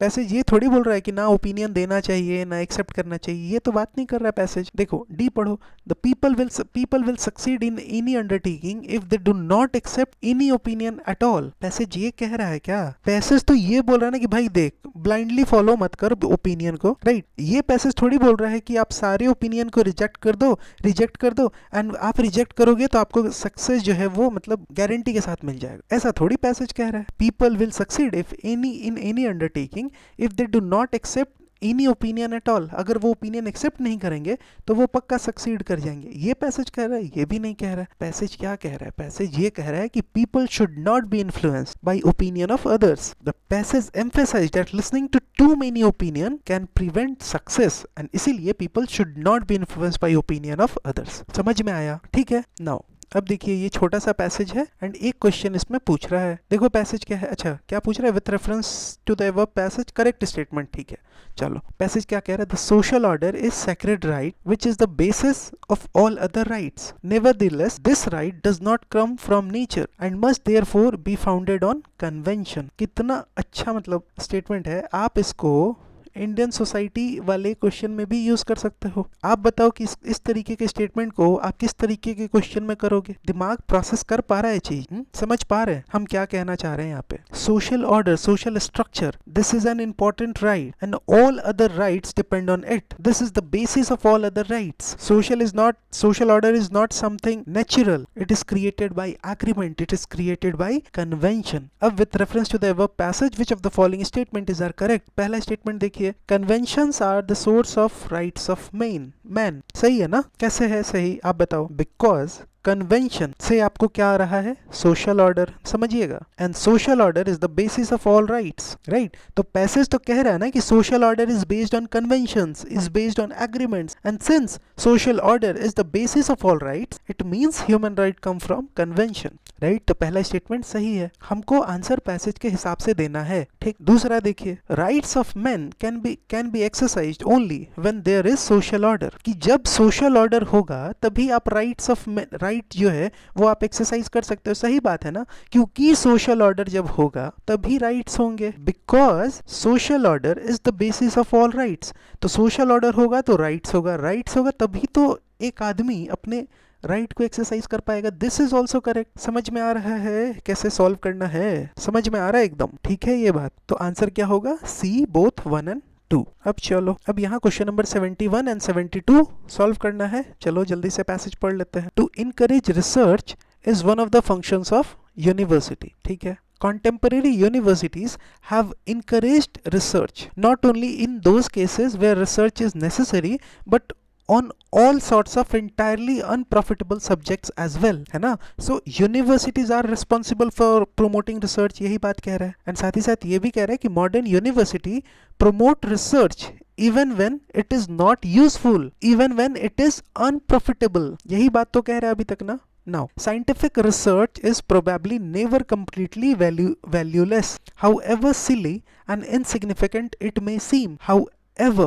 mechanical and unintelligent the labors of researchers. There is always a chance that the result may be of value to the investigator of talent, who can use the facts collected for him by uninspired but industrious researcher as the basis of some fruitful generalisation. क्या कह रहा है कि scientific research जो है ना always has at least some value, भले ही बात समझो क्या कह रहा है, पिक्चर बनाओ दिमाग में। Even if research seems unimportant, कोई जो इन्वेस्टिगेटर है, जो इन्वेस्टिगेटर ऑफ टैलेंट है, कोई टैलेंटेड पर्सन है, ठीक, तो भले ही अगर कोई रिसर्च वो लग रहा हो कि अनइम्पॉर्टेंट है, a talented person might find a way to use it. But where research is not original but consist in the mere rearrangement of existing material, where its object is not scientific but literary or historical, then there is a risk of whole business become merely futile। क्या कह रहा है कि if research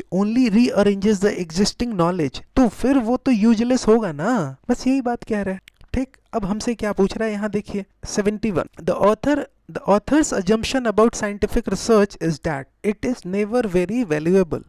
author का assumption about scientific research is that it is never very valuable। ये author assume कर रहा है, बताओ आप पैसेज को समझे हो ना। ऑथर डस नॉट से scientific research is never valuable, ये तो बात ही नहीं बोला ऑथर। बी पढ़िए, The author's assumption about scientific research is that it is sometime very valuable। Passage तो ये कह रहा है ना कि साइंटिफिक रिसर्च जो है ना, बात समझिएगा, साइंटिफिक रिसर्च का बात हो रहा है। ऑथर या पैसेज तो हमेशा ये कह रहा है कि scientific research always has some value. अगर वो यूजलेस दिख भी रहा है ना तो भी उसका वैल्यू होगा, कोई टैलेंटेड इन्वेस्टिगेटर होगा तो वो उससे वैल्यू निकालेगा। तो ऑथर का ये जो assumption है about the scientific research is that it is sometime very valuable, sometime नहीं भाई, ऑथर तो कह रहा है कि ऑलवेज वैल्यूएबल है, भले ही वो यूजलेस भी दिखे तो भी वो वैल्यूएबल होगा। वो यूजलेस दिख रहा है लेकिन कोई टैलेंटेड पर्सन के लिए it will be useful, valuable, right. Now see देखिए, the author assumption about scientific research is that it is never without some value।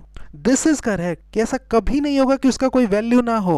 It will always have some value, it will always have some value, भले ही it seems useless. तो थोड़ा सा कैसा है ना कि it is never without some value, तो थोड़ा सा पढ़ने में अटपटा लग रहा है, लेकिन यही बात तो कह रहा है ना कि वो हमेशा कुछ ना कुछ तो वैल्यू होगा ही, शायद ही कभी हो। It is never without some value, कभी ऐसा नहीं होगा कि उसका कोई वैल्यू ना हो, हमेशा वैल्यू होगा। डी पढ़िए, it is always very valuable. Passage ये भी नहीं बोल रहा है कि it is always very valuable, passage ये कह रहा है कि उसका कुछ तो वैल्यू होगा, राइट। तो ये भी गलत हो गया। क्यों गलत हो गया? क्योंकि वेरी वर्ड यूज हो गया यहाँ पे, हाईली वैल्यूएबल नहीं, कुछ तो वैल्यू होगा ही होगा। समझ में आ गया बात? नाउ क्वेश्चन नंबर 72 देखिए, अकॉर्डिंग टू द ऑथर, पढ़ते हैं जल्दी जल्दी। Not many research result can be of value to an intelligent investigator. ये गलत है। पैसेज तो कह रहा है ना कि even unimportant research can be useful, not many research result can be of value to an intelligent investigator. नहीं भाई, ऑथर तो कह ही रहा है ना कि इवन अनइम्पॉर्टेंट रिसर्च जो है ना वो भी वैल्यूएबल होगा, यूजफुल होगा, कुछ ना कुछ तो उसका वैल्यू होगा ही होगा। तो ये कैसे हो सकता है? दूसरा पढ़िए, according to author a research result is always valuable to an intelligent investigator. सही लग रहा है लेकिन गलत है। क्यों गलत है? Because passage does not say all research is always valuable. ठीक, लेकिन रुकते हैं, देखेंगे दूसरा ऑप्शन भी देखते हैं एक बार। सी देखिए, any research result can be of value to an intelligent investigator. ये बात सही है ना? पैसेज तो ये बात कह रहा है ना कि talented investigator can find value in research. भले ही वो यूजलेस लगे शुरू में, उसको देखने में जब आप देखोगे तो वो यूजलेस लगेगा, लेकिन उसका वैल्यू होगा। अगर इंटेलिजेंट इन्वेस्टिगेटर है तो उसके लिए वैल्यू होगा। डी देखिए, research result must always be of some value to an intelligent investigator. Research result must always be some value. नहीं भाई, पैसेज ये कह रहा है कि research can be useful but not always necessarily. And एक बात को समझो, बात को समझिए बहुत अच्छे से। कौन से रिसर्च का बात हो रहा है यहाँ पे? अगर वो research but where research is not original but वो रीअरेंजमेंट है, तब कहाँ से होगा? तब कहाँ से वैल्यूएबल होगा? But there is always a chance that the result may be of value to investigator of talent. समझ में आया? जो कि उस रिसर्च में जो डेटा है, जो फैक्ट्स है, उस फैक्ट्स को, उस डेटा को वो इन्वेस्टिगेटर जिसके पास टैलेंट, जो टैलेंटेड इन्वेस्टिगेटर है, वो उसको यूज कर सकता है। राइट? तो आंसर क्या होगा? आंसर होगा सी, a researcher any research result can be of value to an intelligent investigator। यहाँ तो कह रहा है ऑलवेज, होगा क्या आप बताओ? एंड ये तो मस्ट ऑलवेज के कारण ही गड़बड़ हो गया। अब आपके पास बी था, सी था, आप किसके साथ जाते? खुद से सोचो, पैसेज के हिसाब से आप किसके साथ जाते? आप इसके साथ जाते। ठीक है, now last passage of 2022 reading comprehension क्या कह रहा है? Which one of the following best reflect the practical rational lasting solution. Question पढ़ लेते हैं। How best can the problem of flood and droughts be addressed so that the losses are minimal and the systems become resilient। तो passage discuss मतलब यही करना चाह रहा है शायद, how to reduce damage from floods, droughts while making the system stronger, है ना? So how best can the problem of flood drought be addressed so that the losses are minimal, losses कम से कम हो, and system जो हो वो resilient हो। In this context, one important point that needs to be noted is that India gets too much water during 120 days। India gets too much water, about 75% of annual precipitation during 120 days, June to September, and too little for the remaining 245 days। This skewed water availability has to be managed and regulated for its consumption throughout the year। तो passage क्या कह रहा है? Passage तो ये कह रहा है ना कि India receive most of its rain in just 4 month, June to September, while the rest of the year remains dry। और क्या कह रहा है? और तो यही कह रहा है ना यहाँ पे, the water must be stored and used wisely to ensure availability throughout the year। it has to be managed, it has to be regulated। right? अब हमसे क्या पूछ रहा है? देखो, हमसे पूछ रहा है which one of the following best reflect the practical भी हो, जो आप कर सकते हो, rational होना चाहिए, and lasting, ऐसा solution जो last करे, लंबे समय तक चले, constructing huge concrete storage tanks and canals across the country. तो large concrete storage tanks, canals, ये थोड़ा प्रैक्टिकल नहीं है ना? अगर आप नेशन वाइड देखो, अक्रॉस कंट्री बात करो तो due to high cost, maintenance issue, है ना? तो ठीक है, फिर भी रखते हैं, अभी बाकी पढ़ते हैं। Changing the cropping pattern and farming practices. भले ये आपको काम आ जाए, but this does not directly address the issue of water storage and regulation. And is this even practical? आप बताओ। सी देखिए, interlinking of reverse across the country. देखो, river interlinking जो है, this is a long term project with environmental and financial challenges. तो उसके कारण क्या हो रहा है? ये लेस प्रैक्टिकल है। ठीक है, डी पढ़िए। Buffer stockings of water through dams and recharging aquifer. So बात समझना, storing excess water in the dam, recharging underground water sources. ये इंश्योर क्या करेगा? ये इंश्योर करेगा कि वाटर जो है वो अवेलेबल रहे थ्रू आउट द ईयर, है कि नहीं? ठीक है। एंड आप एक बात बताइए, ये सोल्यूशन है आपके पास, राइट? ये सोल्यूशन है। अगर आप प्रैक्टिकल सोल्यूशन का बात करो तो आप पूरे इंडिया लेवल पे ये काम तो कर सकते हो, अच्छे से कर सकते हो, इसमें कम खर्च है, राइट? प्रैक्टिकल है ये सोल्यूशन एंड लास्टिंग भी तो है। अगर यहाँ बात करें तो बहुत पैसा लगेगा। इंटरलिंकिंग ऑफ रिवर इतना आसान है क्या? क्रॉपिंग पैटर्न आप चेंज कर दो। आप कन्विंस कर पा रहे हो, बताओ फार्मर्स को कि भाई व्हीट राइस के अलावा भी कुछ है वो सब उगा लो। फार्मर कन्विंस हो रहे हैं? नहीं ना। तो है प्रैक्टिकल?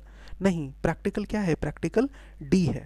ठीक है। सो जो प्रैक्टिकल रैशनल लास्टिंग सोल्यूशन क्या होगा? लास्ट ये answer is D, buffer stocking of water through dams and recharging aquifer. तो यहाँ हमारा 2022 का रीडिंग कॉम्प्रिहेंशन का टोटल 27 क्वेश्चन कंप्लीट होता है, राइट। अगर आपने ये पूरे लेक्चर को देखा है तो आप प्लीज कमेंट करके आप अपना फीडबैक दीजिए, बिकॉज ये बात आपको समझना पड़ेगा कि ये सारा लेक्चर एक तो आपको देखने को मिलेगा नहीं कहीं, राइट। सिंपल सा कारण है, बहुत ज़्यादा मेहनत लगता है, ठीक। सो अगर आपने देखा है ना तो प्लीज़ थोड़ा सा आप कमेंट करके बताओ आप और इसमें क्या सुधार सकते हैं हम।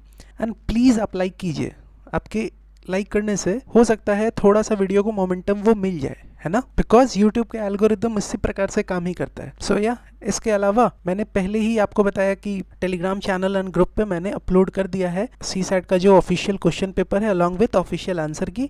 आप उसको डाउनलोड करके आप प्रीवियस ईयर क्वेश्चन को बहुत अच्छे तरीके से रिवाइज कर सकते हो, ठीक है। वो ईयर वाइज है एंड उसमें ऑफिशियल आंसर की भी मैंने अपलोड कर दिया है, ठीक है। एंड अगर आपको टेलीग्राम चैनल का लिंक चाहिए तो आप डिस्क्रिप्शन बॉक्स पे चेक कर सकते हो। So that's it for this video. Thank you very much. जय हिंद।